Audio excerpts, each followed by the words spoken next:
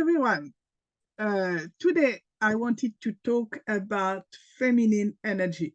That topic comes for me because I've been in my masculine energy for years. That's generally where we are when we are more in survival mode. Uh, but I didn't really take advantage of all the characteristics of the feminine energy. And I started to change a few years ago. And I noticed around me and with my clients, I also noticed that when we step in that energy, we can literally we can make miracle. I say clients because I'm a wellness and nutrition coach. For people who don't know me, I literally just help people reach their ideal weight, rebalance their nutrition, their hormones, no strict diet or crazy exercise, just more rebalancing everything. And when you do what your body needs you to do, if you have excessive fat, it will naturally drop it. It will not be kind of an effort. And that goes again with that feminine energy. And like that lady on the picture, the flow, letting the flow. And that's kind of a characteristic of the feminine energy. So let's talk about that. So I will just do a little introduction. I'm sorry for the voice. I caught a cold. One of my kids gifted me that. And the cold is gone, but the voice didn't really come back. So it was already not a really feminine voice since I'm a child. And now with the cold, it's even worse. So introduction. Then I will go a little more in detail about like feminine versus masculine, because literally it's the opposite, and we will see what are they, so you can really see basically where you are. You will not be completely in one side or another. You will be very feminine for some things and very masculine for others. But if you are too masculine or too feminine, maybe you can see what's on the other side, so you can learn how to be the other way as well, because sometimes it helps. So we will talk about that. And I will share some tactics, 17 tactics to give off your feminine energy.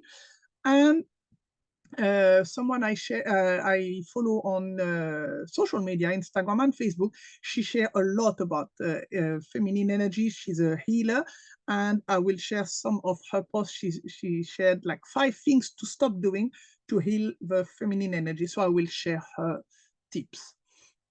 So introduction. Feminine energy is all of the nurturing trait that it takes to connect to human beings in a meaningful and fulfilling way. It's compassionate, kind, empathetic, patient, and emotional. It's about embracing your intuition and creativity. Feminine energy is fluid and free. It's about being. It encompasses receiving, and it's represented by nature. As humans, we have both feminine and masculine energies, have the power. But feminine energy is the opposite of masculine energy. This may seem like a given, but it's important to understand that each type of energy has its own unique traits. They are polar opposites, but like batteries, things won't work as they are supposed to without the right balance of both. So in society, assertive characteristics are regarded positively and highlighted as what it takes to become successful. Masculine energy attributes like aggressiveness, drive, logic, doing, and structure are more valued. Being emotional, displaying a softer side, and being still can be seen as less desirable, lazy, or weak. But we are relational creatures. The ability to harmonize with others, collaborate, and effectively communicate is just as important to success. And success, just a disclaimer here, and something come in my mind, when we talk about success, if you like what I do every week that's already we were talking before I started to record about commitment. I have one commitment every Tuesday. I do a live on my YouTube channel, and it's called Self-Care and Success. Can we have both? And every week I interview someone. It's always a lady, but I would interview different ladies, and they share about what's self-care for them. Is it important and why? And what is success for them? So we kind of talk about that. That's our discussion. I have done 4 ladies so far, 2 Australian ladies, very different background. One is in parenting mainly, other one help corporate ladies change their career, we can say. Last week, it was a French friend who is a marriage and relationship coach, we can say. And yesterday was a police officer, an ex-police officer. After 27 years of being in the police, she retired when she was 50 because of health. And because of her background, personal, as a woman and being in abusive relationship, and because of her work in the police, she helped. She was always involved in domestic violence, long story short. And she asked few ladies to write their story. And now her work is about educating particularly young girls, teenagers, girls, about being able to identify the red flag in relationship. So that was yesterday. And every Tuesday we have one. So feel free to tune in on my YouTube channel. So that's the thing that came in my mind when we were talking about success. So I'm coming back. And success is not just defined as climbing the ladder at work or acquiring more material goods. Success is also about having satisfying, amicable relationship. There's a reason nature is referred to as a female. I know in English it sounds weird. In French it sounds completely normal because we don't have it pronoun. So either you are even object, they are either he or she, but like Spanish or Italian. And in French, nature is feminine. And I think in most language, when there is only female, feminine and masculine, they are feminine. Mother Nature and Hurricane Katrina are fluid, free, strong, and powerful. Nature, or Mother Nature, is life. She is water, sun, oxygen, and food. She is anything but undesirable and lazy.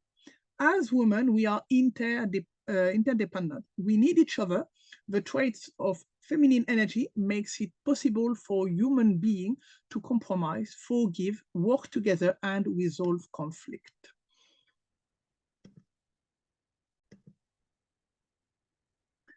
So I know most people are very visual, like I am very visual, more than auditive. And generally, if we want to explain something, sometimes it's hard, but when we see the opposite, it makes it very clear. It's very hard to explain darkness to someone, but when you to speak about light, that's much easier to understand. And that's why I did put some pictures with opposites, so to help you understand. And we will see some traits. So feminine, the feminine will nurture when the masculine will protect. And that's kind of different.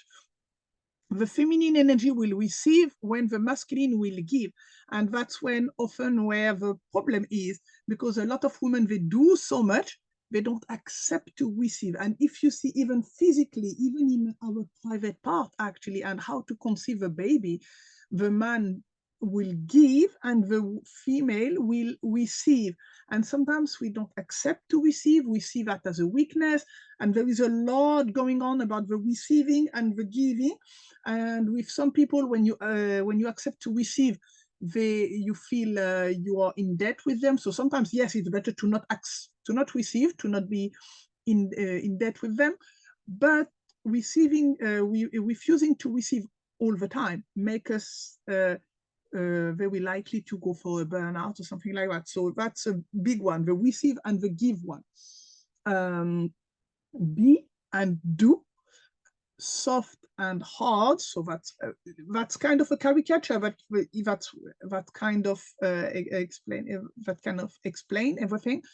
Intuition and logic. Men are very, they think a lot with their brain, and women function much more with their intuition. And sometimes we suppress our emotion. And when we do that, we become more male. But sometimes our intuition and our gut instincts are very right. And we should follow that. Fluid and structure, circular and linear. So basically men, they go from one point to another.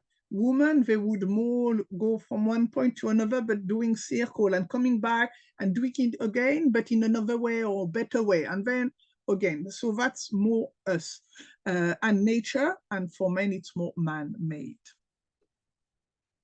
So that's one of the picture. And another difference between the two. So here, masculine energy and feminine. So that's the other way around this time.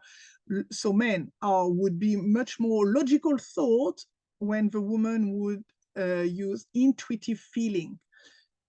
Mind versus senses. Decisive action, opposite to creativity. Risk-taking and more nurturing for women. Achieving and experiences. And again, that's where sometimes we have conflict in a couple, or because men see success as something that you achieved, and they think that there is an end point somewhere. For the woman, it's more a journey. And when you experience the journey, you are much more likely to be happy. And when you see about all these actors or these very successful people, they have achieved so much, but they still commit suicide, or they are very unhappy. Why? Because they didn't enjoy the journey, and they thought that all their happiness would be in when I get there. And once they are there, there's nothing there. But when you enjoy the journey, obviously when you progress, you will be even more happy. But learn to experience the journey. That's always what I say to my boys or to men around me. Love the journey, not only the goal. And that's also in business why we have so many now women coaches and women successful, because men are very about goal, and sometimes it doesn't fit with the woman way of life. Another opposite would be impulsive versus reflective, controlling versus being, competitive versus collaborative, intellectual versus expressive, giving or receiving. So we talked about that before. Resilient and more vulnerable, focused versus patient, analytical and more empathetic for a woman, assertive, trusting, disciplined versus grounded. So that's other differences. And you can, or if you had to tick one, which one are you? Are you intellectual or expressive? Sometimes you are a little of both, but sometimes you can see that you are only that, never the other one. And when you are never the other one, even if it's not your side or if it's your side, sometimes you suppress something and see if it's the case. Because when you suppress something, it might come back in a way you don't like sickness or something like that. But if it's not your thing and you don't think you suppressed anything, that's fine. But for example, expressive or arts or something like that, a lot of people suppressed what they wanted because their parents wanted them, I'm talking about women, for example, to be a doctor or a lawyer or something like that. And they like painting, but they stop doing it because it doesn't bring money, or it's useless, or it's waste of time. And if it goes with frustration, it's not great. But if you are not in the expression at all, for example, that's completely fine. Just get to know yourself. And I did put another one here about all the feminine energy and masculine energy trait. To save some time, I will not go through all of them, but you can watch the replay and see again where you stand. Maybe have you can print them or copy them on a paper, for example, and that can be a nice way of journaling. And journaling is a very feminine activity that we can do, and men doing that are generally very successful. The successful men are generally talking about journaling. And see where you stand. And you will see there are some stuff. For example, we see that victim and perpetrator. Yesterday, that policewoman, Wee Pearson, was talking about that. And she said in all the years she was in the police, the victim was like almost 100% of the time a woman. And she had a few victim men. And she said even when she had a victim man, the perpetrator was also a man. It was a gay couple, for example. So generally, women are not perpetrator, but sometimes we know some narcissistic lady or something, and there would be a lot in that masculine energy, perpetrator, abuse, or something like that. So you can see here some words that might be brighter for you, or a light, and yeah, check where you are. And you see, for example, responsibility. That's why men sometimes they feel so much responsible for the family. They don't really want to play. They don't really want to have fun. It's like, oh, I'm not here for that. But that also helps in the family and everything. So nothing is completely one side or the other. We need both, but we need our own balance. And these are the 17 tactics that I will talk about now. And I didn't want to attribute anything to myself. You even have the blog here, the website of the lady with all her articles. So it's not from me. I didn't want to reinvent the wheel when everyone already wrote about that. So that's the 17 tactics I will go through. So, and I summarize them to not be too long. If you want to go deep on each tactic, just read the article on her website. On her, it was happierhuman.com. So let's go through these tactics. Let your creativity flow. Connect to your feminine energy by expressing creativity, whether through art, dance, or other outlets. Connect with nature and your senses. Embrace sensuality by enjoying nature and engaging your senses in the beauty around you. And again, there are 17 here. You don't have to do the 17. Find the one that really resonate with you. For example, yesterday we talked about self-care with the policewoman, and she said, oh, they talk a lot about having a bath for an hour or something like that. And she said, for me, staying in the bath for an hour would be torture. She loved being outside in nature. So find what's good for you. And if you're not sure, try it a few times and see how you feel every time. And you might get used to it and love it, or you might realize that that activity in particular is really not for you at all. Indulge in self-reflection. Explore your inner thoughts, feelings, and spirituality through activities like meditation, journaling, or talking to a therapist. And I know when we have been through abuse or a trauma or something, sometimes we don't really want to go to self-reflection because it awakes something painful. But when we actually deal with it, yes, it's a little painful, but it's like when you have something like a wound and it starts to be infected, it's better to have a small pain now and clear that than leave it and maybe lose the hand later on. So we have sometimes to go through pain. Embrace receiving. Balance the natural inclination to give by allowing yourself to receive help and support when needed. That was a big one for me. For me, before, I wouldn't be able to accept any help, anything from anyone. It was very hard, and I managed to shift some of that. Be playful and spontaneous. Break free from constant busyness and allow yourself moments of spontaneity and play. If you have kids or grandkids, play with them. That's an excuse. I sometimes do craft with my kids, coloring or something. I say it's for them, but I think, and one of my kids last time told me, I'm not sure who is enjoying that most. Maybe you, mommy. And actually, that's true. Support of a like-minded woman. When you help others and support others, it's such, that's why I became a coach, actually, I think. Build a positive support system by celebrating and uplifting other women in your life. Don't see other women as competitors, and celebrate them. And you will see, you will naturally raise yourself doing that as well. Practice loving yourself, which is a hard one, particularly as women. We love everyone, we put everyone first, and that's another one. I will talk about, when I talk about the lady at the end, I will talk about the first need that we have in the morning and what she said, and it was a big eye-opener for me. Cultivate self-love and acceptance as a way to exude a feminine energy. Balance feminine and masculine energies within. Be mindful of balancing both energies, adapting to different situations as needed.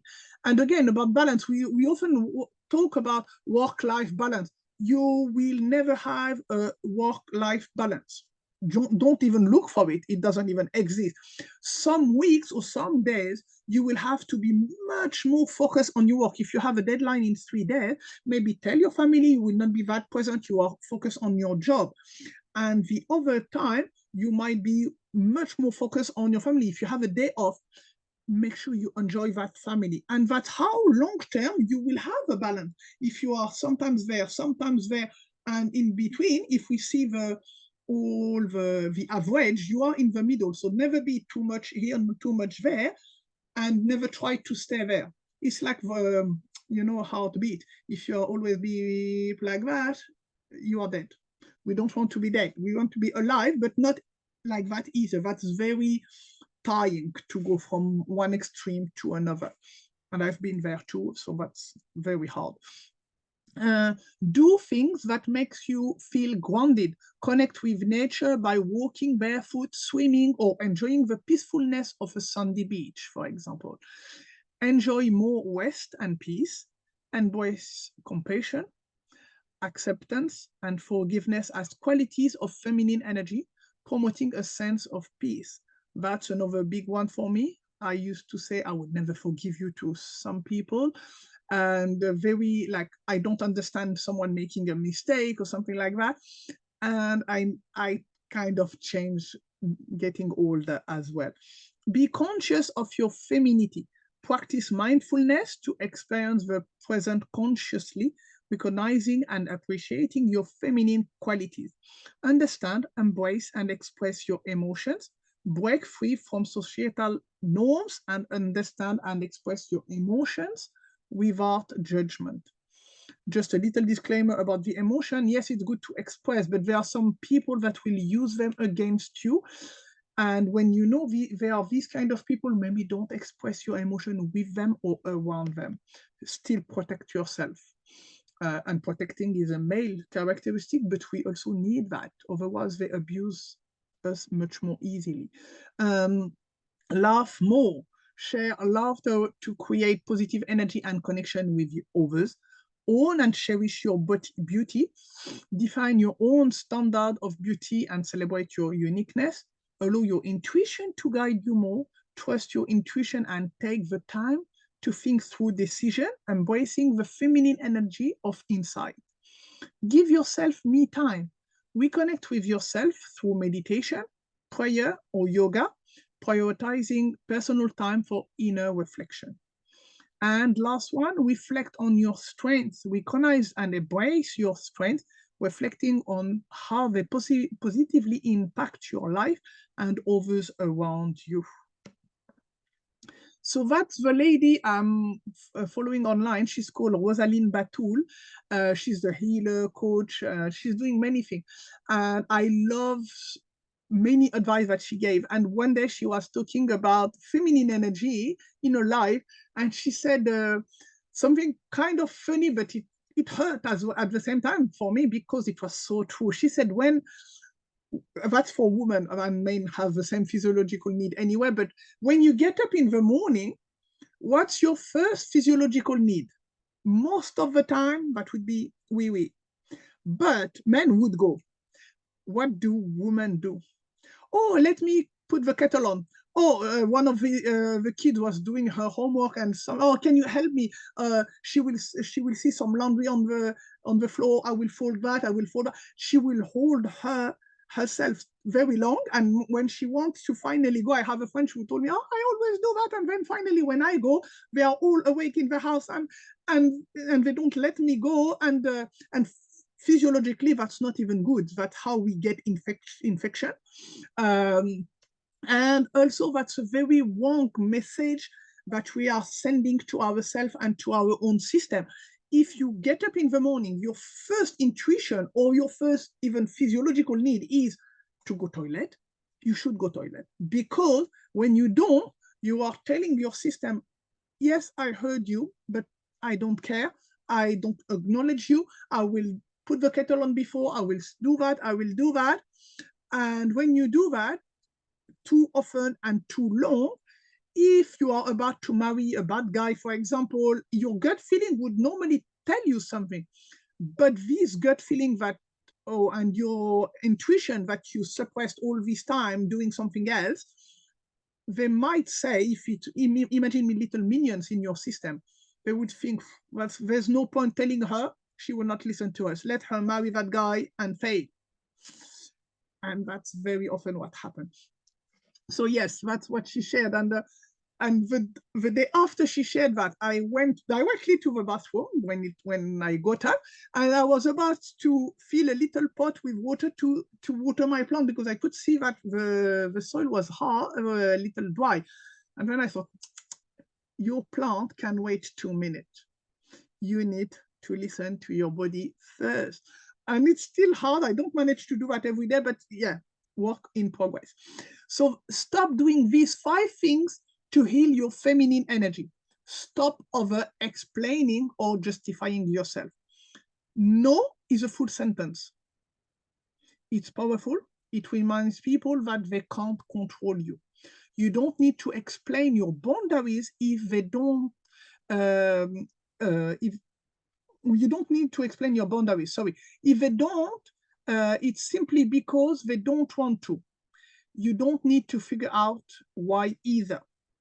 Block them or remove them from your life if they continue to disrespect you. And if they are family members, limit your time with them. If you have to be around them, never let them know they are hurting you.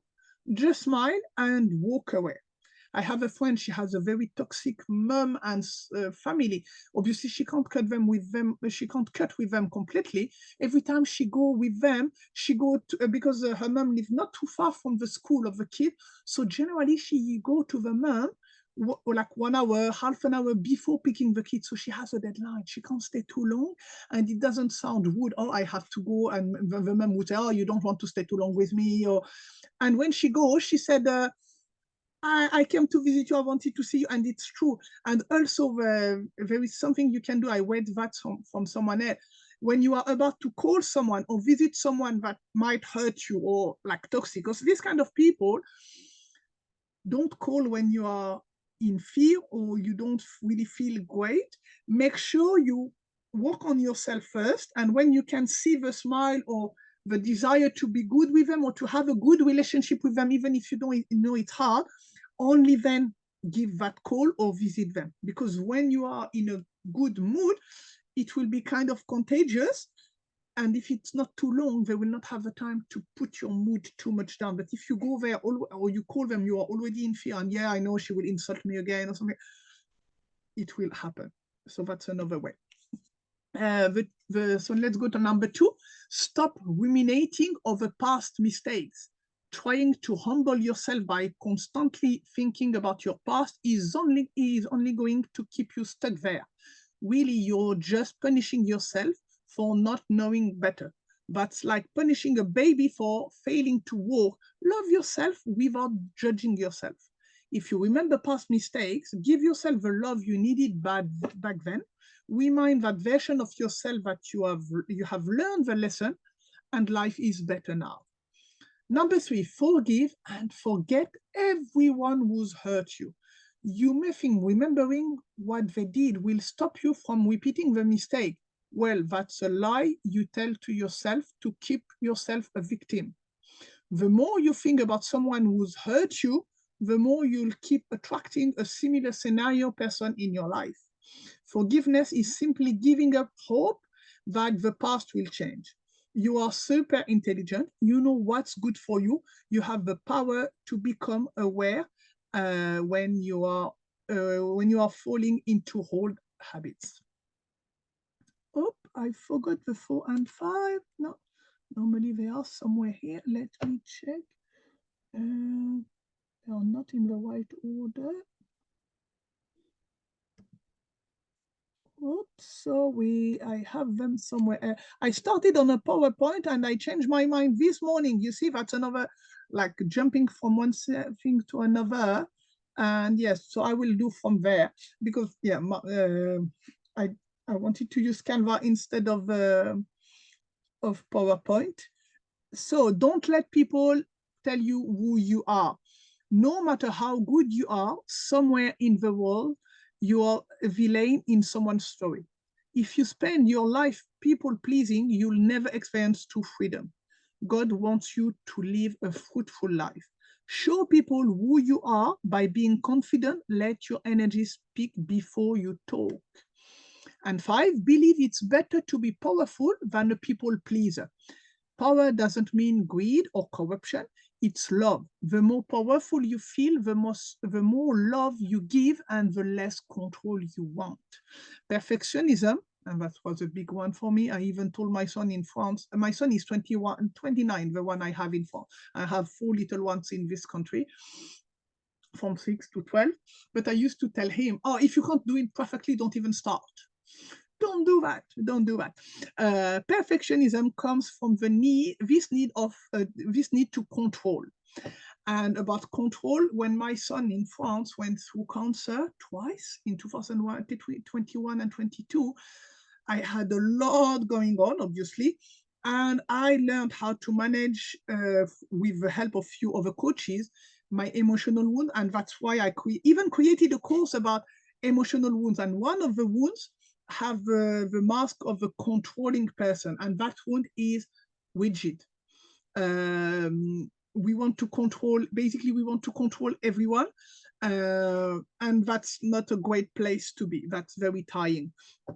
So, well, that's because you believe everyone is better than you, and you need them to validate your existence. Validate yourself.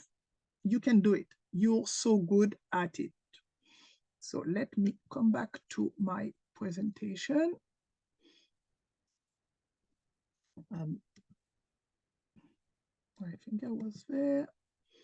You see, when we do last minute things, that's not the best. But done is better than perfect. If it was before, I would have stopped that recording. I would have recorded it again to make it perfect before putting it, for example, on my YouTube channel or anything. But now I accept my mistakes and I embrace them. And yes, next time will be better. I will maybe try to check more. But yes, the conclusion is that find your ways and develop them. So that's for me talking about feminine energy. I hope you enjoyed that and I hope you will benefit from it.